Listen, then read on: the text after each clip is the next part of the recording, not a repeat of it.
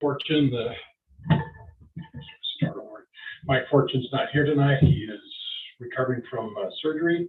He probably will be for another 2 to 3 weeks. Joe Chambers just arrived, as a matter of note.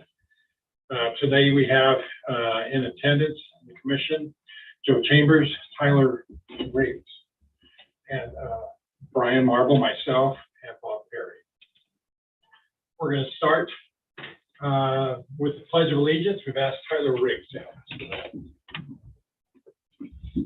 I pledge allegiance to the flag of the United States of America and to the republic for which it stands, one nation, under God, indivisible, with liberty and justice for all. Thank you. Okay. Changes on the minutes for the last meeting that was held on March 9th. Anybody got any changes they want to put in? It looks good. Tyler both, okay. Okay, then I'm looking for a motion to accept or reject these I minutes. make a motion that we accept the minutes of Providence Planning Commission minutes of March 9th, 2022. I'll second that motion. Okay, we've got a motion to accept the minutes by Bob Perry and a second by Tyler Riggs. All in favor? Aye. Aye. Any opposed? Okay.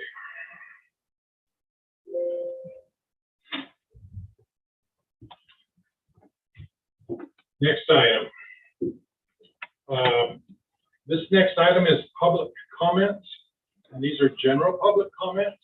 These are not specific to any issues that are on the rest of the agenda today. And if anybody would like to make any public comments, thank you, then we can do that.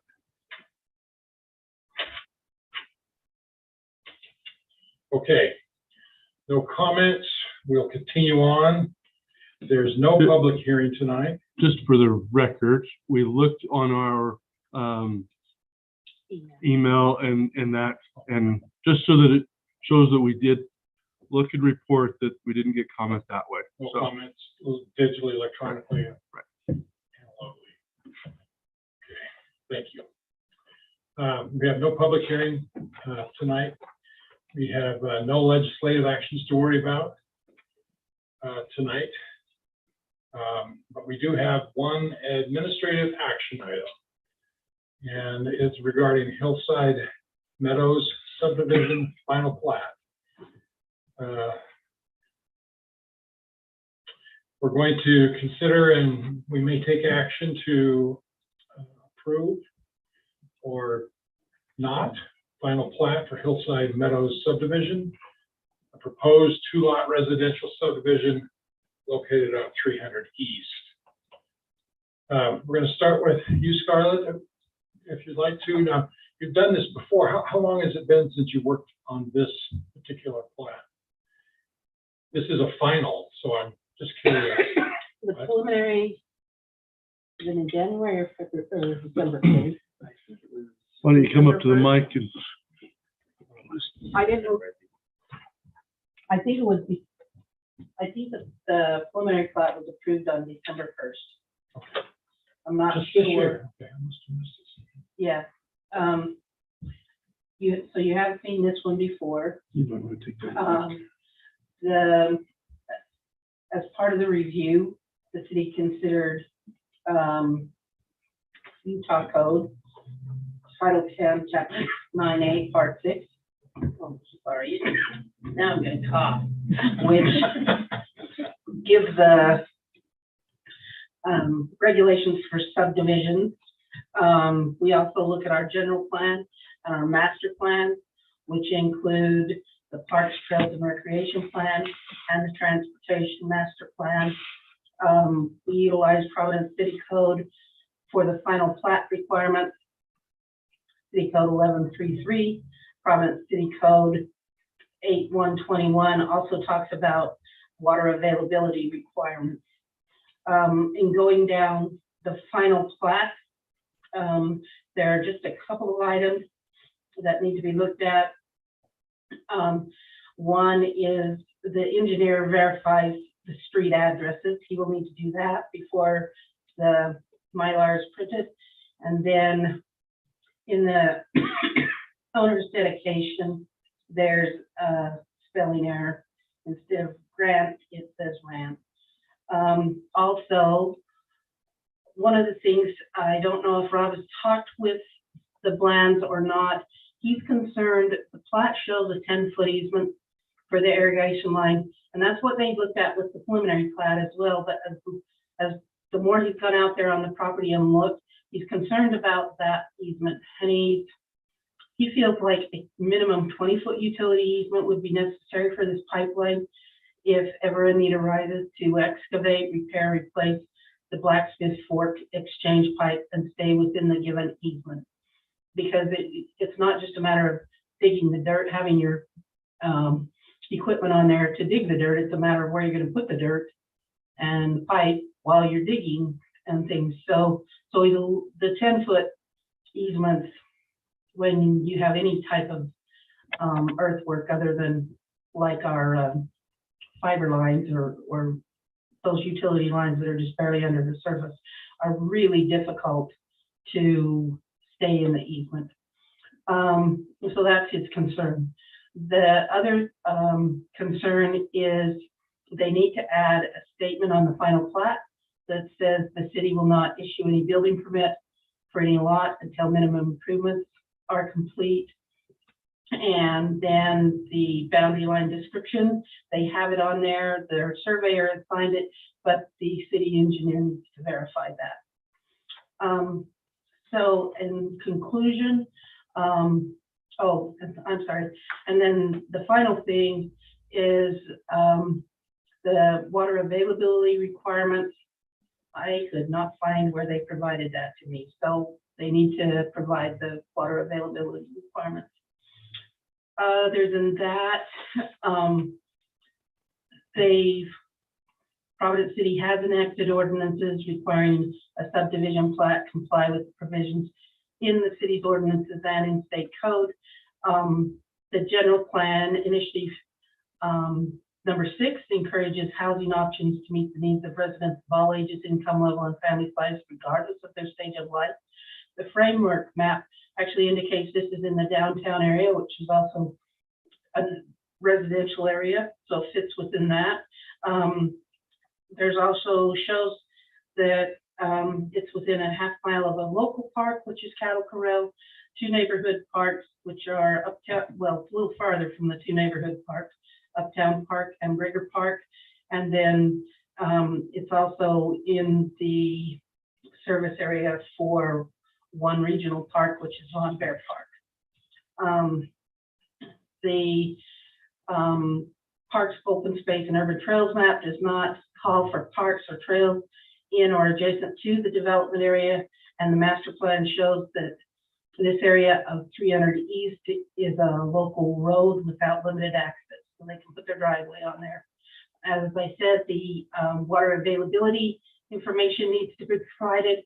So in our conditions, we have that they need to provide the water availability requirement, or they need to provide the water availability requirement information.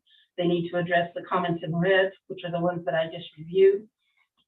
Aaron Walker's comments are also in the review. His comments, most of his comments actually will be dealt with on the site plan level, but they do need to be aware and address those. And then they need to address any comments from any other staff members and or the planning commission if you see something that you feel like they need to take a little bit more look at. And then our final condition is our catch-all that the applicant will continue to meet all relevant federal, state, county, and Providence City rules, laws, codes, ordinances. Approval by the city of any application or paperwork submitted does not alleviate the owners and or their agents from their responsibility to understand and conform to local, state, and federal laws. Providence City's approval is not intended to and cannot be construed to allow any laws to be violated. So, any questions?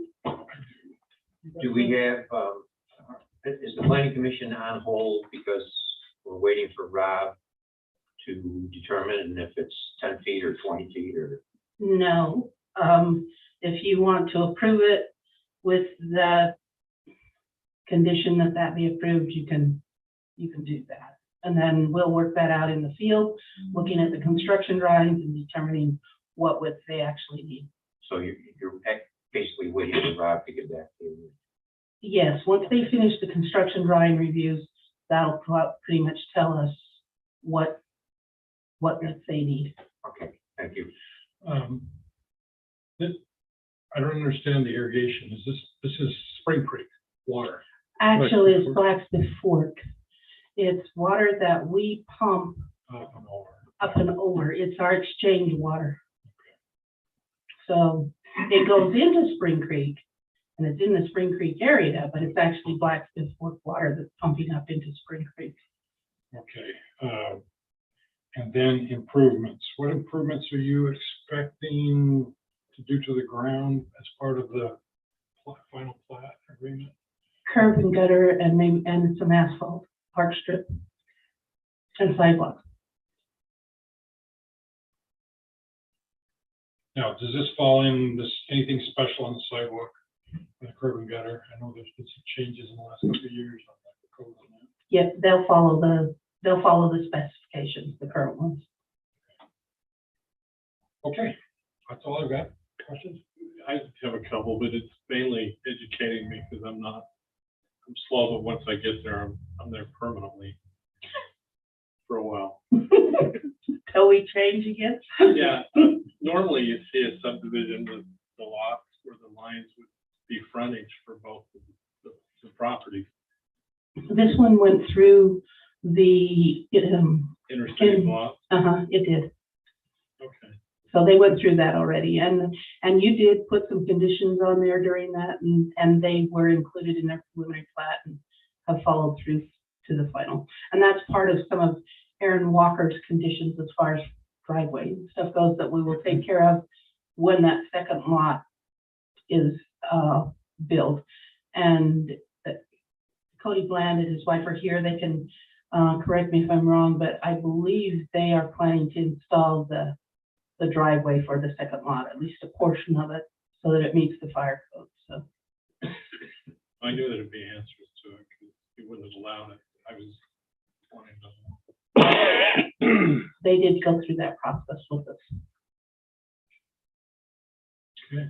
The easement, if it's a true utility easement, like with Mountain Fuel or I guess it's not Mountain Fuel any longer, that date's Dominion Energy. Rocky Mountain or Rocky Mountain. Dominion. Yeah, then there's a state statute that basically says any improvements that the landowner puts in there that are destroyed at the time that the utility needs to do work on it, they won't be reimbursed. And The landowner won't be. yeah, the Right. landowner won't be reimbursed. They're just a lost investment. And I don't know if that's the same with a water line easement or not. I haven't checked it out. It's pretty close, that kind of wording. We have, if it's flat work, there are a few things that we do have to reimburse for. But flat work, turf, or well, not artificial, but the grass, natural. But if they put a structure on there, then we don't have to reimburse if the structure gets damaged. But flat work and some landscaping, we have to reimburse for. So basically restore it back. Mhm. Okay. Yeah, it could be expensive, but it's kind of minimal when you look at some of the areas, some of the landscaping, some of the things that people have done that wouldn't qualify for reimbursement. So. Okay, I think we're done with That's it. questions. Okay, thank you. Thank you very much, Scarlett. I'd like to recognize Cecil has arrived. And he's gonna make it, looks like, for at least an hour. Cecil is the most experienced person here on these matters. between him and Scarlett, we're pretty well protected. Okay, I'd like to invite one of the plans up, or both of them, if they'd like to come up. First thing I need you to do is sign in. When you signed in on one sheet, but here's another one. Okay. This one is for making public comments. And this is just attendance, and I appreciate that.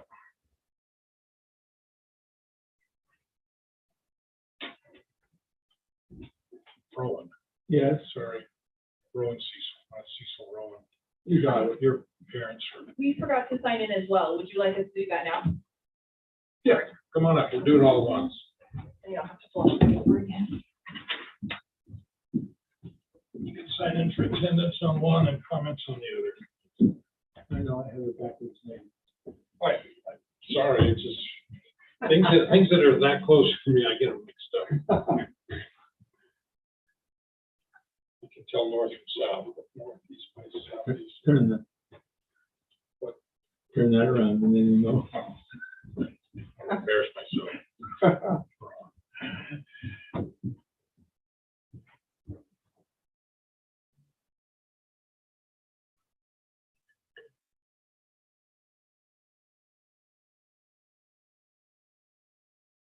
Thanks.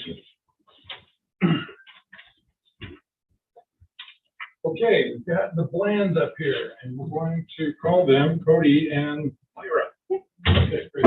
Go ahead and tell us what changes have been made, how you're going to address some of these issues that have been talked about tonight, and ask any questions you might have. Perfect. So just to address some of the comments that were read, we're happy to work with Rob, with the Looks Works director, about the easement and do whatever we need to do to take care of that. We talked previously with Scarlett on the phone about the water, and we don't have any shares to dedicate, but there is an option in the code for a fee in lieu, and we're planning on doing that as well once all the approvals are taken care of. So, and yeah, I think that was the majority of the issues that you addressed. Fire marshal was interested in some stuff, but it really doesn't matter until you start getting a building permit for it, but he needs to see it. Okay, so I have a couple questions. We're going to ask questions, just so you know. I'm curious. I wasn't here on the first one when you came in for the preliminary plat. Why are the lots going east and west? Why are they going north and south, not east and west? The minimum frontage requirements couldn't be met, dividing it halfway the other direction. So we had to get that variance to allow the flag lot.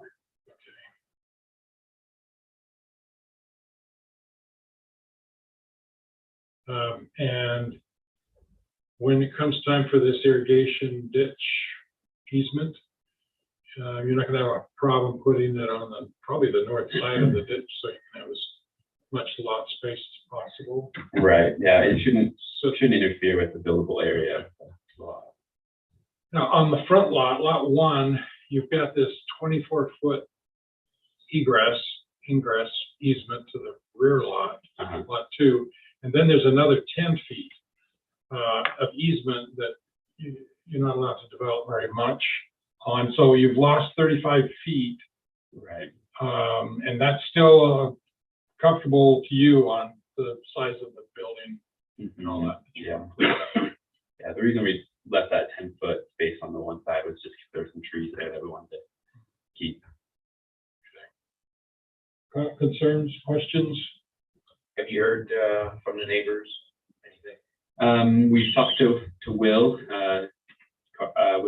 Carden, I think he's the next door neighbor. Up the hill? No, he's just north of us, and he's excited for us. We talked to him about some of the stuff we're planning on doing.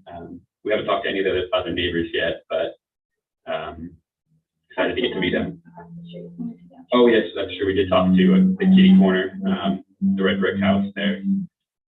I think during Halloween they had some big, or Christmas they had some big structure. I can't remember. can't remember his name. Spuler? Was it- I'm not sure. Yeah, It was a while ago. it was a while ago. They didn't scare you off, their front porch, right? No. Just curious what you've done from an engineering perspective with the fire turnaround. I found those comments that's kind of quite serious in terms of the fire marshal's concerns with having a turnaround. Just curious how you've addressed that, if you have so far. We have not yet. Wasn't it short enough we didn't need a turnaround? Yeah, the original review we got from the fire marshal was that it was a short enough distance that we didn't need a turnaround. So we were going to kind of discuss that further to see if that was something we really needed or not.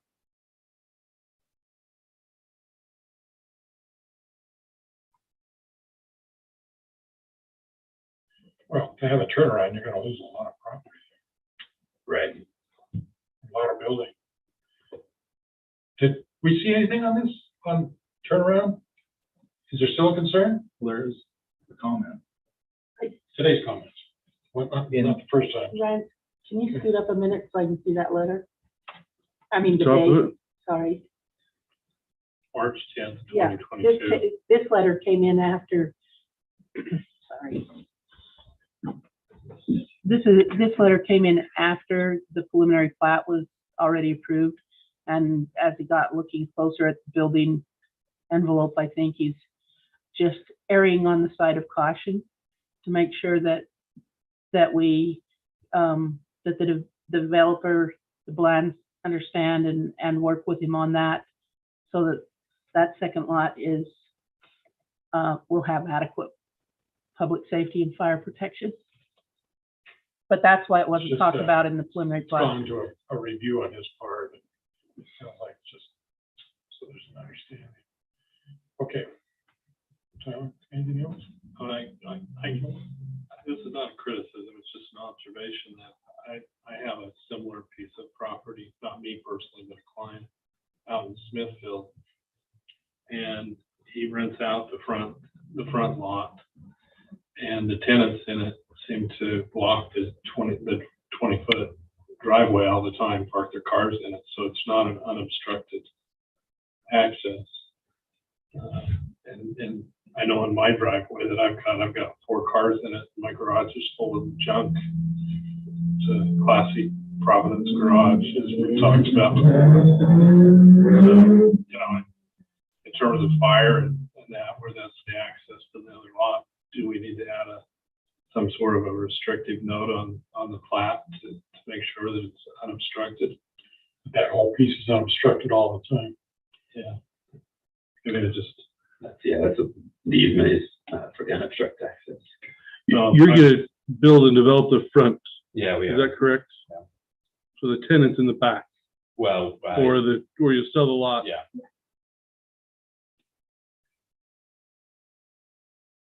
We try not to talk about that kind of thing here, because this is not about the building.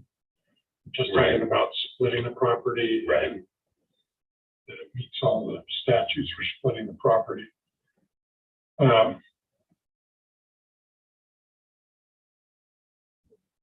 Okay, so.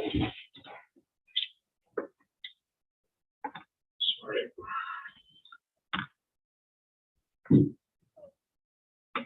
Ryan, I don't get this, yeah. if you, Joe, if you do feel like, which I think it's probably a good idea, that they can either put it as a note right in that easement that 20 feet of the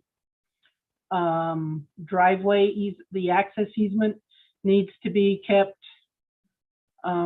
open at all times for emergency access. They can either do it in a note, or they could put it right there within that easement. They could add that. It's not an uncommon thing for us to put a restriction on something like that. So that would just be up to you. If you'd like to put that in the motion to add that, you can. So. Well, the nature of an easement means you don't obstruct it. Right. But if it's on the plat, it's apparent to the common person where you don't have to go get some legal advice as to what an easement actually is. And it seems to me it'd just be fair notice to a subsequent purchaser of lot one that's got to maintain the fire unobstructed. So I'd like to see it on the plat personally, but my concern is if we don't voice it now, it may not get added later. So. Should we require signage on that too, or just notes on the plat? I would think that the note on the plat would be sufficient. I wouldn't want to garbage up the lot with signage. Thank you. Tyler, I'm gonna go back to your point about the turnaround. The turnaround is not optional here. Would you agree? Yeah, that's what I'm confused about is given the date of the letter, and if you have new information, it seems that the fire marshal has serious concerns about a likely turnaround being, he says an approved turnaround will be required prior to the approval of any construction on lot 2. Last paragraph. And the turnaround will likely be problematic to construct, and as such, it is the strong recommendation of the fire department to have the turnaround designed and engineered early in the process. Right. That's a big deal. The reason the original letter did require the turnaround, and where we're placing the house, or where we imagine the buildable envelope for the house to be, should meet the requirements that he has to not require a turnaround. So that's why we would like to meet with them further to discuss that. But we're planning on talking about that. You want to defer action on this for 2 weeks to get that resolved? That'd be problematic for you. I was just going to say at that point, as he's indicated, oftentimes it's when they're a certain distance away from the road, the footage. So if the house gets set farther to the north, it creates farther away from the access. The farther it is to the south, the closer it is. So we don't generally do that until we get a site plan. But giving them notice that that's an issue that will be raised to the site plan. But you're looking to sell. You may never put a house on it at this point. Never present the site plan. So that's kind of the issue is some of that answer won't come until the house is placed.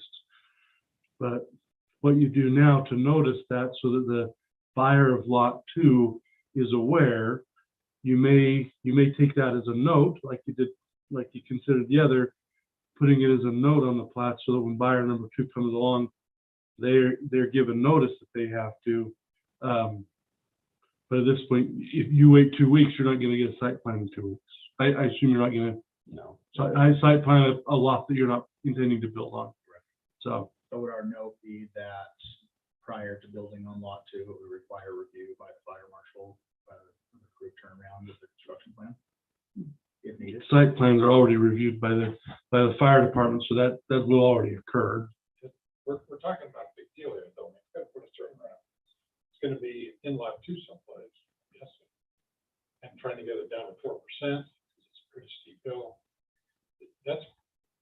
You may not even want to divide this. Yeah, based on the first letter that was given to us by the fire marshal, we definitely feel like there's a place you could put the house without requiring a turnaround, and that they would be able to have sufficient water coverage. So, I mean, From what I'm seeing in the letter, like in the paragraph above, it says 150 feet from the road is when a turnaround is required. And like Cody was saying, we wouldn't go farther because of the blacksmith's work. Like they wouldn't put the house further Right. because of that.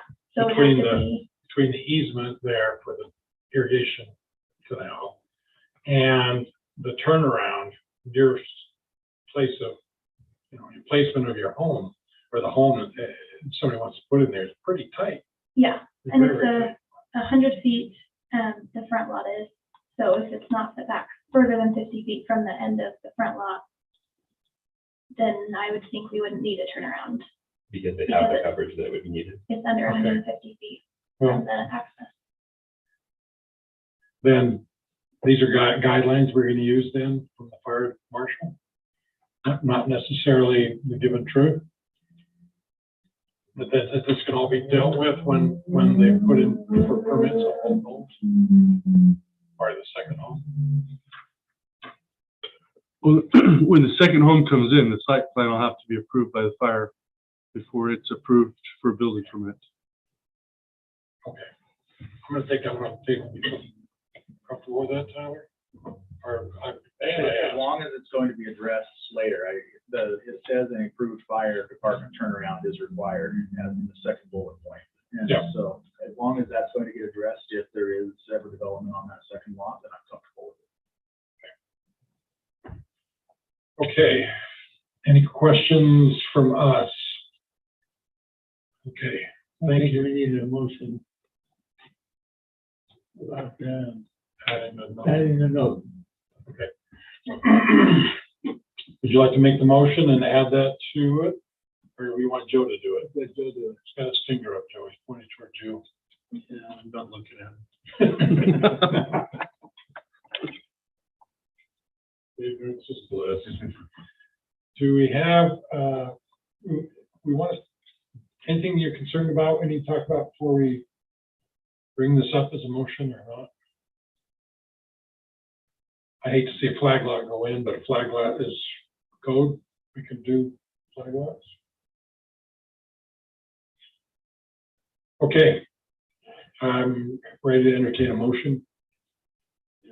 Let me just make one comment. After reading the fire marshal's comment, the geographics on the lot, I think you've got some concerns that you probably need to talk to him about. It's beyond the scope of this, from what I can see. You're concerned about the slope of the turnaround Well, itself? the letter talks about will be required. You know, it doesn't say shall, but given, and then that it has to be leveled out. It's 12% slope. And that's steep. And it's got to be brought to 4% on the driveway Yeah. for the turnaround itself. Yeah. So anyway, I will make a motion to approve I'm farsighted, but nearsighted, I'm hurting really bad. So to approve the final plat for the 2-lot residential subdivision, proposed lot 1 containing 0.344 acres and fronts 300 east. Proposed lot 2 contains 0.334 acres and it's shown as a flag lot with an access easement of 300 east through proposed lot 1.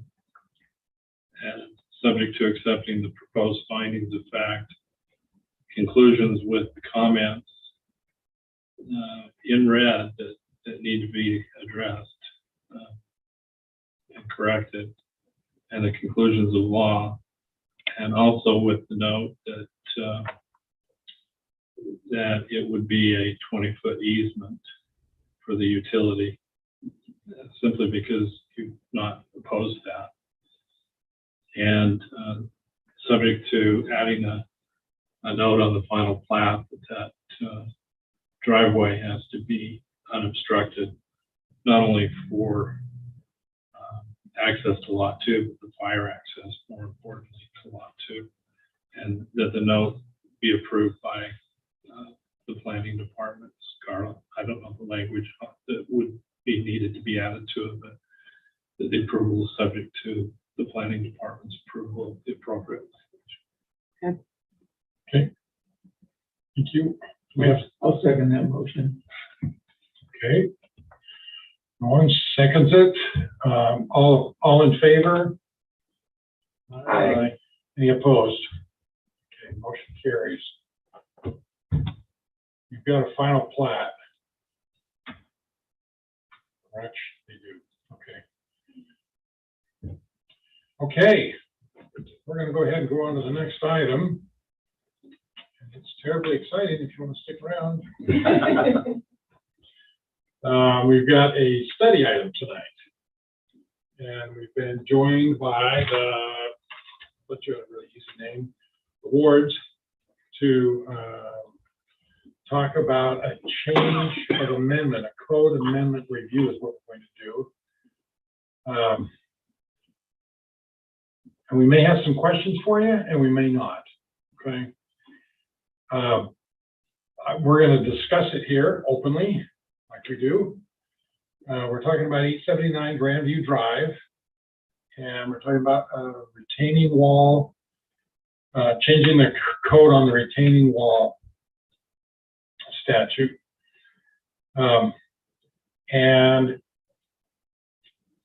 I'm going to start with my well, let's start with Joe. You got any concerns on this? You've run through.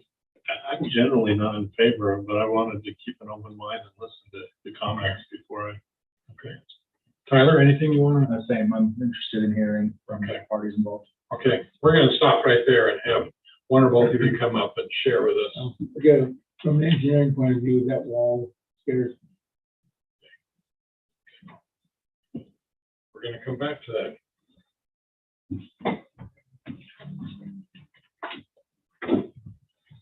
Hello, I'm Dina Ward.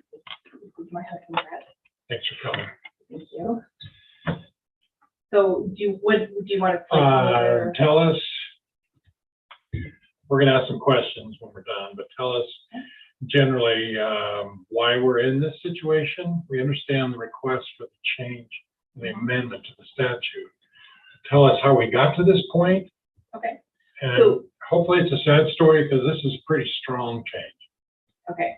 So we have a lot that slopes from the front to the back, from the west. Yeah, from the east to the west. Okay, and so and there's already a big slope at the very beginning as well, and then it's more gradual slope as it gets further back in the lot. And we so we have a side entrance garage, and so it's recommended that those entrances be at least 30 feet to work for the vehicles. So in order for it to be 30 feet, that put us into the setback, 7 feet. So the footing starts at the property line, and then 3 feet from that is where the wall actually starts going up.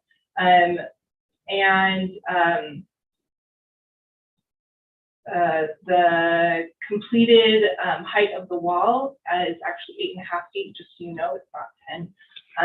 The drawing that you have from the builder was when he was first initially coming up with a concept and trying to come up with ideas that would make it feasible. And so that's not actually how it turned out.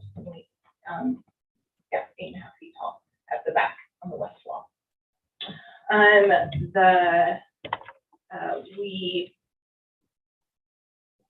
don't know how much of a background you want with this, if we're just considering the code change or if we're considering the whole. Well, we've seen this before. Okay. And it was. So the builder made an application for this before, as you recall. So the builder made an application under a conditional use that was denied because it was outside of the ordinance. Conditional use, was it what the application was? There was a conditional use because of the sensitive area they were in. And this portion, we couldn't approve the wall. So the wall is, the height of the wall should be 10 feet from the property line, because that would be the setback line. Because of the 30 feet that desired for the driveway, that put them at 3 feet from the property line, so 7 feet encroachment into the setback. The builder came, as you recall, the builder applied for a code amendment, didn't come to the meeting, but at that same meeting, the wall was poured. So this wall has been poured and is in place, and the driveway has been poured. They've been given an opportunity from the council to come to make their case in this. There were some concerns addressed at the council meeting, but the code amendment, and you may want to review the code amendment and what that changes. But I think if you want to speak on the detail of the change that you want that code to change, the question will be whether it is retroactive or not. It is uncommon. They are asking it to be retroactive. Many land use code amendments aren't retroactive, but they are asking for that. Is that correct? I don't mean to speak for you, but kind of giving some introduction there. So at that point, I think it'd be appropriate for them to talk on the language that they want to change.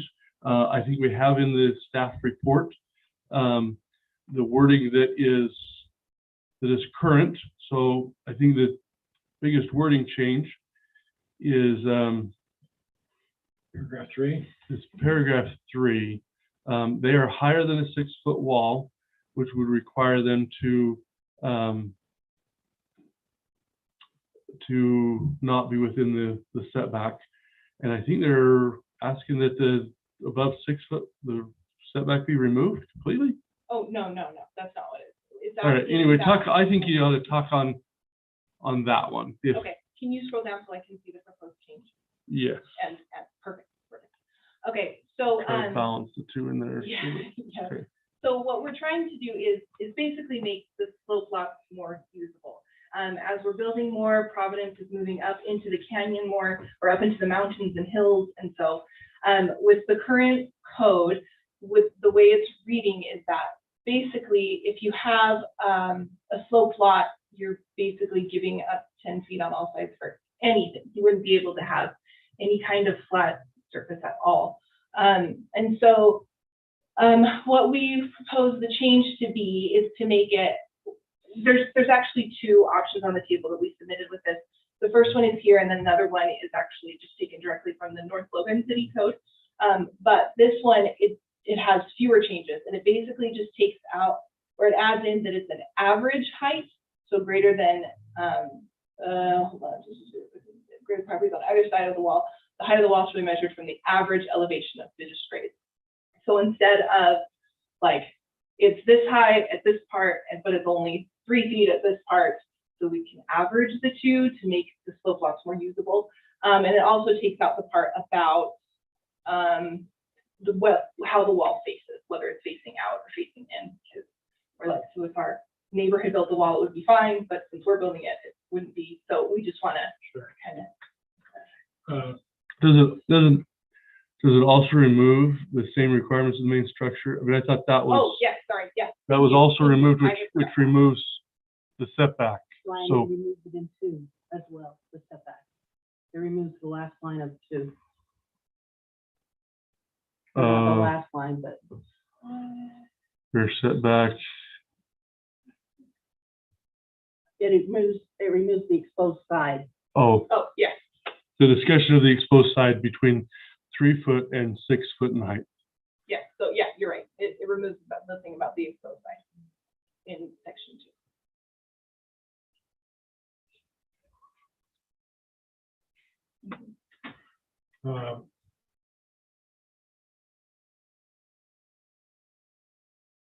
Okay, I don't have any questions about the words. We may call you back on that again. We do that often. You can sit as close as you want. We're happy to answer any Okay. questions you have. Thanks. We're gonna, this is, something we made, sorry, this is something that we put together. And, like, we're not professionals, we just kind of started doing this. Our professionals have let us down. So, I mean, any suggestions to make it work, but talking to neighbors and things like that, like, we have neighbors that can't fix degrading walls because of the current code statutes and things like that. And so it's like, the community kind of seems like they want something to change here, and whether it's what we're proposing, because I mean, like I said, we're not professionals, we don't know everything. We've done research the past a little bit, which of course in this situation, but yeah. So I do have one question, and what do your neighbors think, especially the neighbor to the south? Have you talked with them about the wall? Are they very upset? The neighbor to the south seemed okay with the wall, not happy about it, until they realized that it wasn't up to code, and now they're very upset. So we do plan to talk with them. giving them a little bit of time to roll off. And then we do plan to go and talk to them and see what we can do to make it better for them. We're already planning on, the drawing shows what we were kind of planning to do, which was make 3-foot height wall for like planter boxes and things like that to make it prettier, so they're just not looking at the cement wall, things like that. So we do want to work with them and make it good. Right now, they are not happy with it, but we hope to continue communication that way and improve that We relationship. should move it 7 feet back. It should make it Still- hard for us to park. Still They're still gonna the look at cement the wall. wall. Cantilever? What is that? Columns aren't against the Yeah, code. yeah. We could support Light beams columns. that were 3 feet tall, but you would just hang the driveway in the air. Right. I mean, we could put columns in. Still- You could still Like, parking still not structure pretty there, for but that them. would be ugly too. Okay, so about the parking structure. Thank you. I did have a question. I have a retaining wall that faces in on my lawn. Now it's legal. Don Olson did it. If it was done before 2020, it was probably legal. It was done long before 2020. But I put a wood fence on top of it. And for privacy from the other lot, which is geographically upslope from me. You guys plan on putting a fence on? Just a guardrail. That's all we're planning on. It's up there now, right? Yes. Yeah.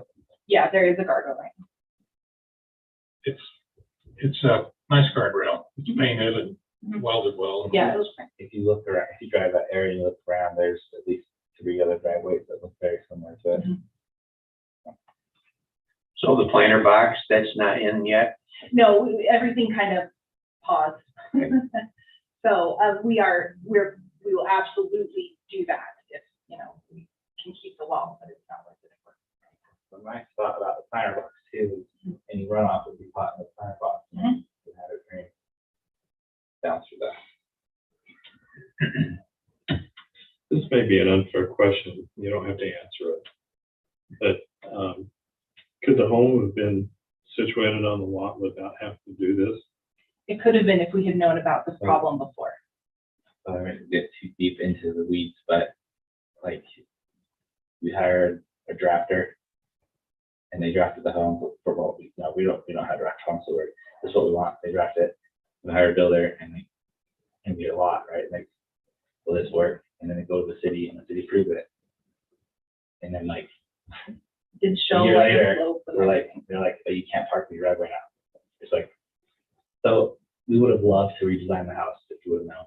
We could have- And the structure the reason doesn't I have- say that's an unfair question, that's really a question for a variance, not a Yeah. code amendment.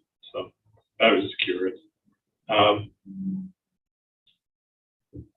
Under the question more for staff. Just on that note, they are headed to the variance. I don't know if they've made that appointment or made that application, but that is another thing that they've talked about. So it may go that direction, just so you're But aware. whether the variance is approved or not, we still feel like this is a good possible change in the code to make these lots more usable. It's a start to get- Or a start to move. to help out all of them. So I thought the process on a code amendment was first have a public meeting on it. So our first one is to have an introduction to this, to the planning commission, so you can have some time to study or maybe amend or modify, and then take the ordinance that you have there to the public. So the next step after this step is introductory. The next step is the public hearing. So once if you have modification or changes that you want to do before you take it to a public hearing, that would be appropriate to do before you send it to public hearing. But the next step would then be public hearing. So this is a good time for the commission to share their opinions. We're not going to make any decisions tonight, but you can, it's public, and that's why you're here, so you can hear our opinions on it as we discuss it. So now, go ahead. Okay. Well, we'll see anything on this? Would it make a difference if the planter box was higher than 4 foot? No.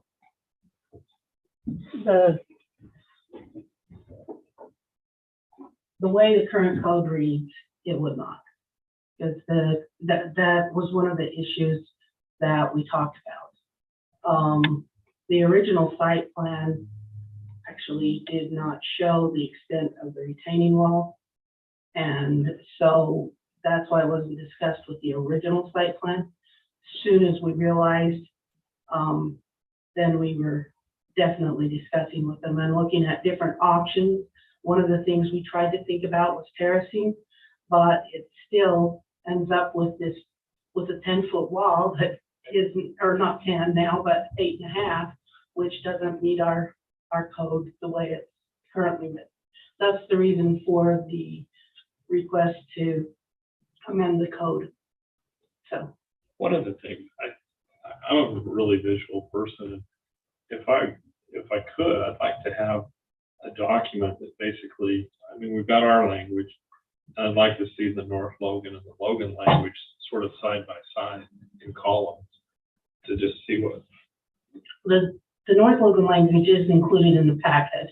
I couldn't find Logan's language that matches this. I'm not saying that it's not there. I just couldn't find it. I found some other things on Logan's retaining walls. I didn't put them in your packet. I can provide that stuff for you.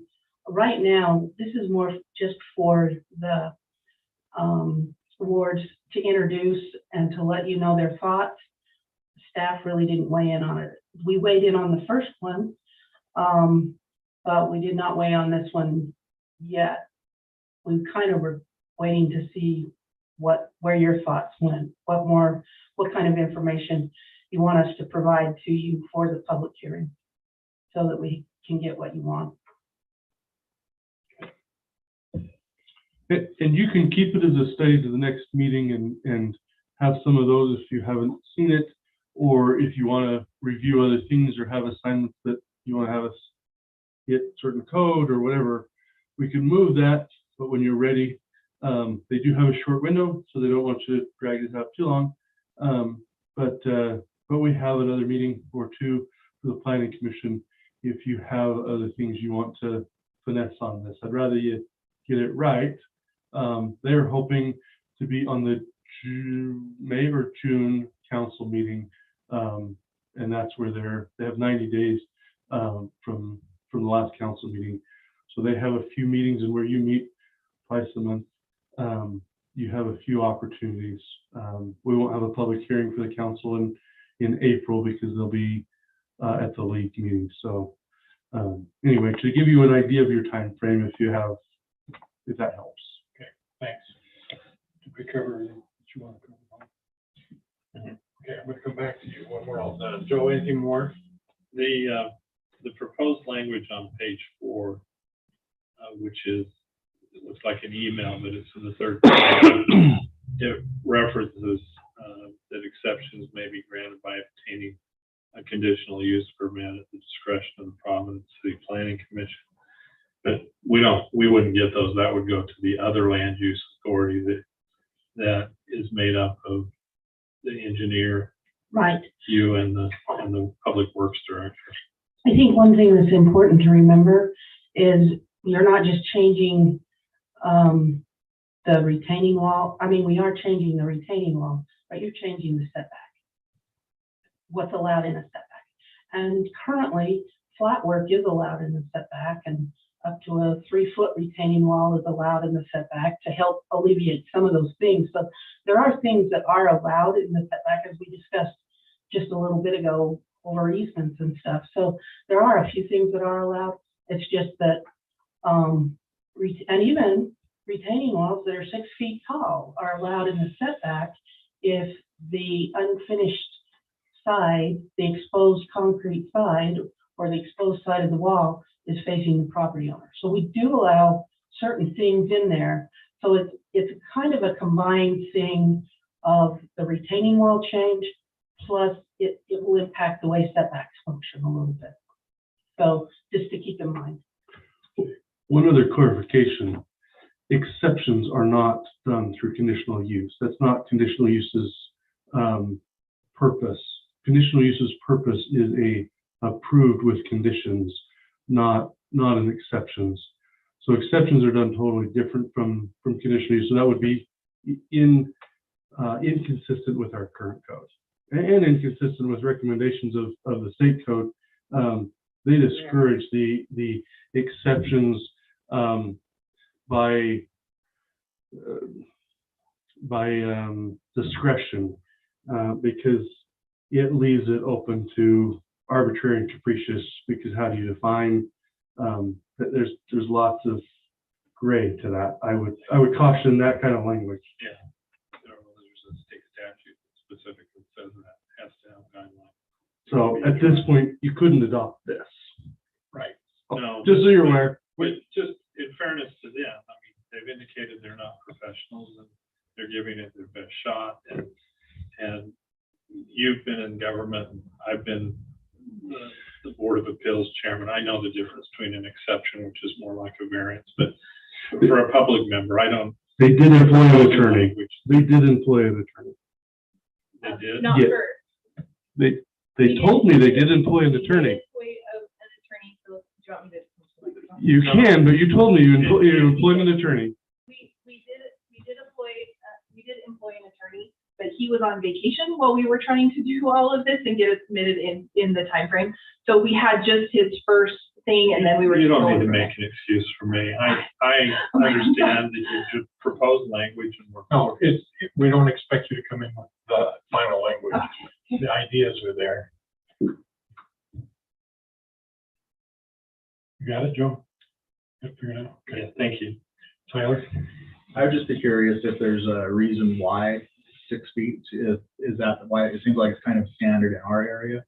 I was just doing some Googling around, and I think St. George is 8 feet, and I'm just wondering if there's a reason behind that number. That would be helpful for me to, have an understanding for.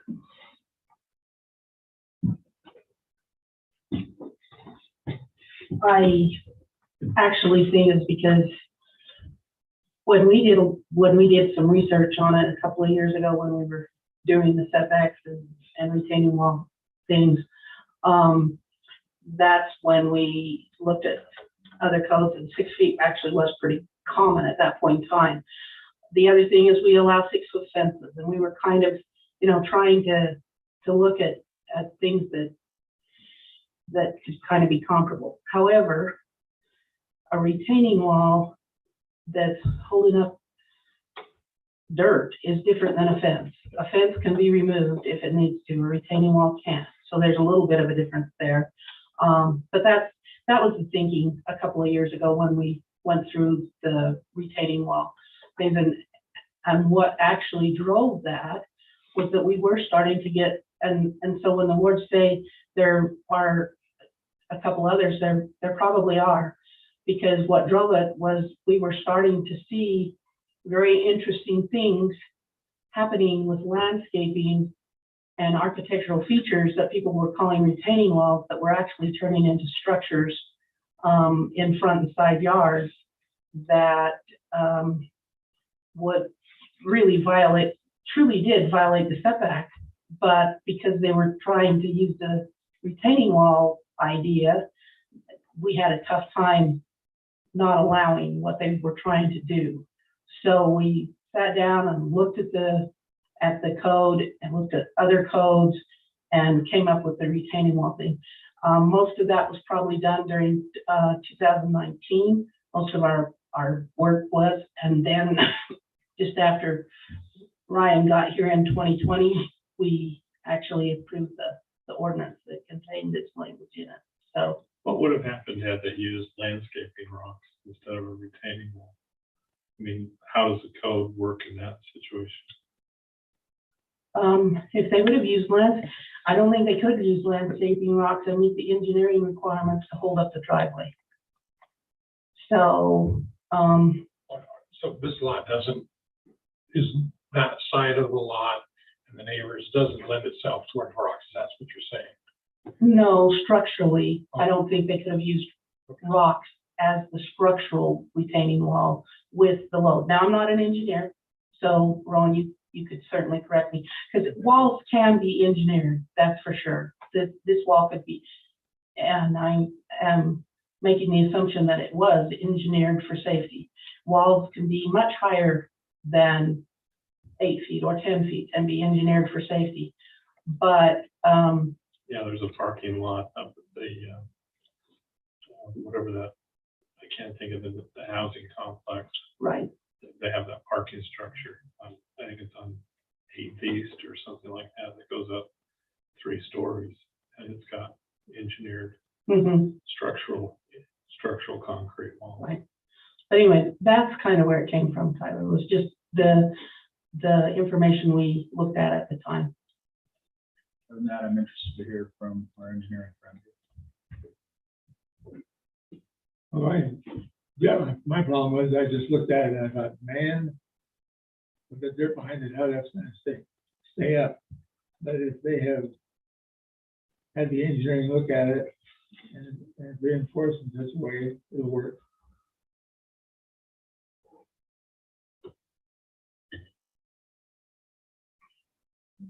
I've got a couple concerns. One is making it retroactive. It's like we're making this code change just for the wards. And we had lengthy discussion last time we met where we talked about what was it, spot zoning, which is basically, it's along the same line. And so I have a problem with allowing this because it's because they need it. And because they had some communication problems and some engineer problems, I'll call it personnel problems, that things didn't sync, and so they ended up with this challenge. The other part of it is, well, the retroactive that's a pretty big deal. Everything we do is, since I've been here for 2 years, we don't do retroactive, and I hate to see retroactive, grandfather things in. And there's a reason for that. But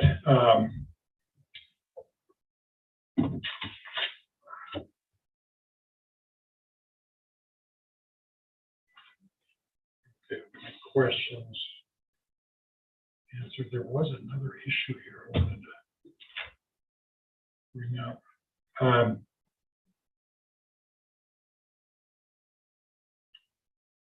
No, I'm going to skip it.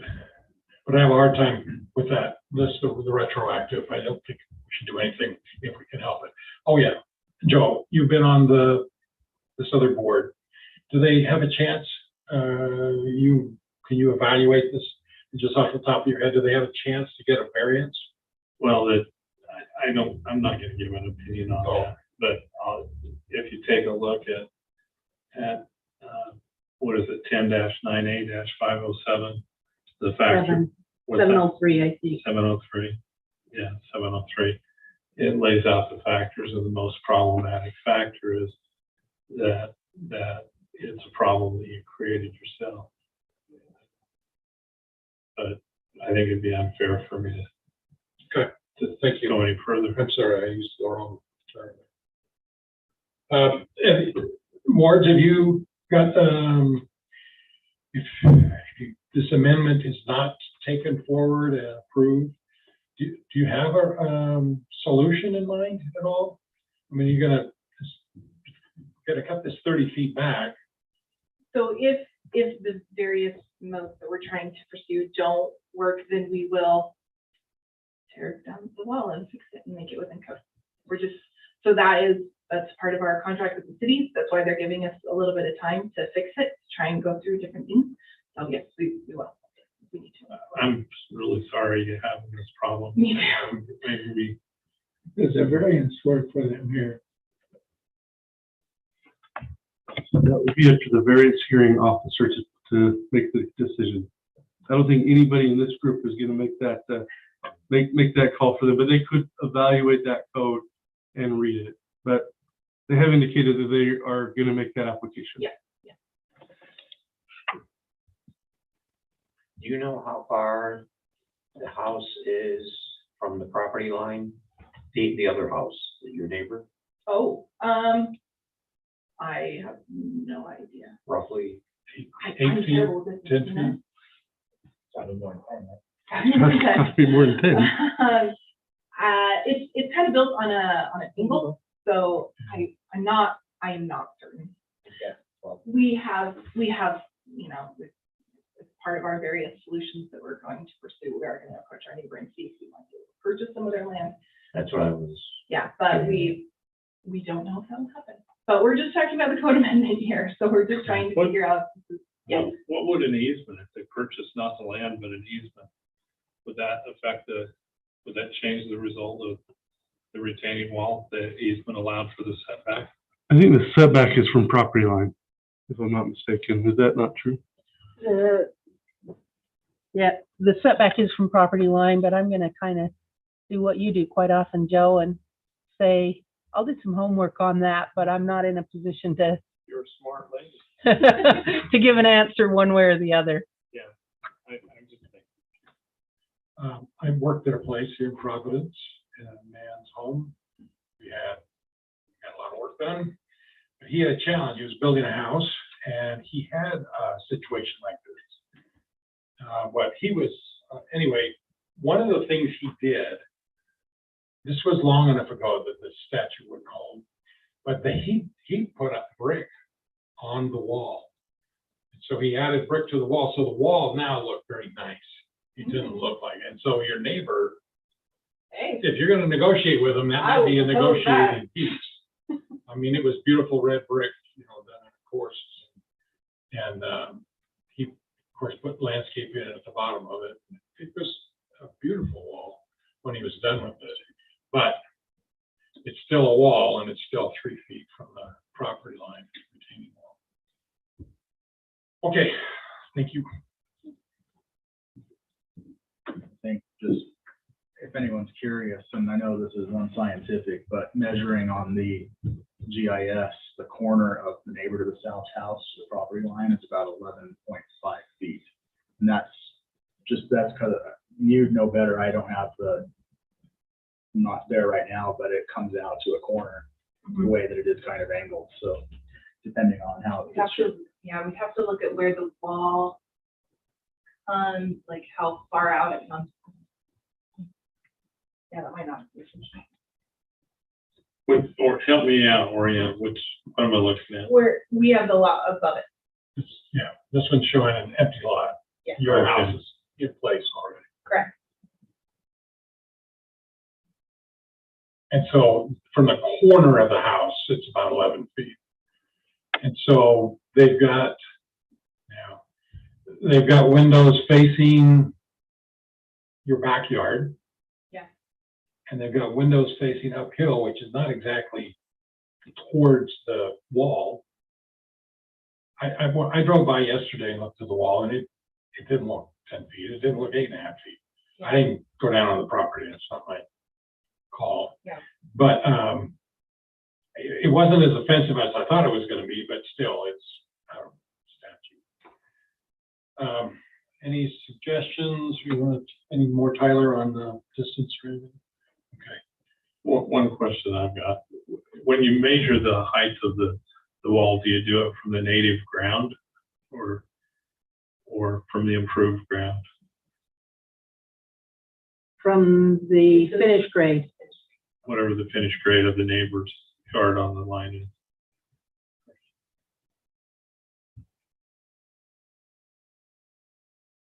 Okay. We've had a discussion. We're not doing recommendations. We're not doing proposals. We're not sending this to city council at this point. I am curious if you guys have any recommendations, though, of things that we could, other than what you've already discussed. Anything you think might. If you'll come up to the mic so we can record. Oh, sure. I am curious whether you guys have any recommendations or things that you think might work a little better. If we can tweak some of the things, and we're happy to consider that. I was thinking about taking or buying some property from the neighbor, but that probably is going to cut into their setback. Yeah, it seems like it. I'm glad that you measured that. Good to know. So you saw roughly 11.5 feet. That was that's to the corner. So it comes out to the that- property. No. And then from the property line to the farthest north jutting corner of the Yes. house. and then another 3 feet beyond that to the new retaining wall. So about 14 feet right now. Roughly. We're not gonna give any suggestions, except the ones that we alluded to. Your neighbor, I mean, the last time we saw this, there was a suggestion of getting the neighbors to sign off on it. That doesn't work. That just doesn't work. But as far as we can understand what happened, and I have had this happen before, not this serious, but pretty serious. And so I understand, and it's hard, but I think variance may be, you might have some, I don't know enough about variance. Variance is very tough to get. Totally heard. Yeah, and an amendment where it's just for your property, and I think it is just for your property, that's how I see it. I don't see it that way, Brian. Really? I see it as, we are moving up on the hillsides. Yeah, and that's good. And if the ordinance doesn't fit for the hillsides, then, you know, to take advantage of the slopes and have the, you know, flat surface, I'm not offended at looking at it, but again, I agree with you on the perspective versus retroactive, but I would actually like to take a look at the other cities that have hillsides like North Logan, Hyde Park, Millville, you know, see what they're doing with the retaining walls to make sure that we're within a realm of what's practical. Okay. Okay. The retroactive is the deal breaker. Okay. We're going to, I'm not going to take motions. Does anybody want to take a motion to go forward to public hearing on this? Do we want to go ahead and look at the ordinance and take these ideas into consideration, not changing it? Not sure what my options here Before are. we have a Chair. public hearing, we need to have some rewording in the ordinances, what we propose the rewording to be, and then a public hearing. Would it be too burdensome for you to try and locate those, or even, it doesn't have to be those specific communities, just communities that have to deal with hillside, I can get that for you. 3 or 4? Yes, I can. I actually have already been doing some of that, so in preparation, and I have my homework from 2 years ago as well, so. Good. Why don't we put it on an agenda item for 2 weeks and take a look at that and see what the other cities are doing and have a discussion. So another study item. Yeah, another study item. Okay. We'll study item until we either decide to drop it or pass it, pass the amendment, pass the change. And since Or- they're already trying to go through the variance, Or they may get variance. Yeah. Please, for variance. see how that works out. Scarlett, if you're interested in seeing something more on the loose ends, I just pulled up St. George's, and they have an 8 to 13 feet retaining wall, and like there's terracing rules that are put in place when you go over 8 feet. So if you're looking for something that's just kind of on the other end of the spectrum, that might be a good option to look at. If you have it up, why don't you send it to Scarlett and I, if you have it already up? I think the other thing we're up against here is that building in that setback. Can we get around that issue? Is that something we really want to allow us to put something that tall within 3 feet of a property line? Right, that's why I want to let them go see what goes through the variance and see what we get. Okay, he's spoken. Thanks. I think that's a good idea. We have a motion then to move this to our next meeting as a study item, or do I need to do that? Who made the motion?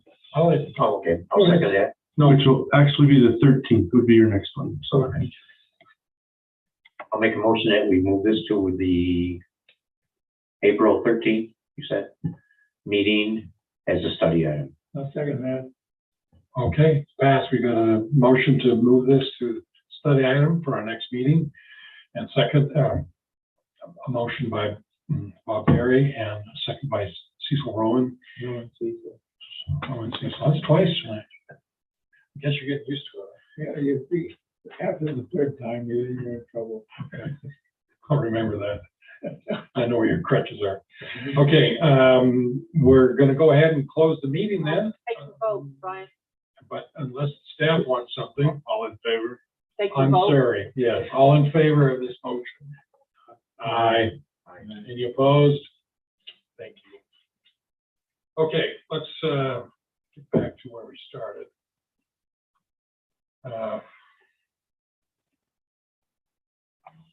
Doing okay here.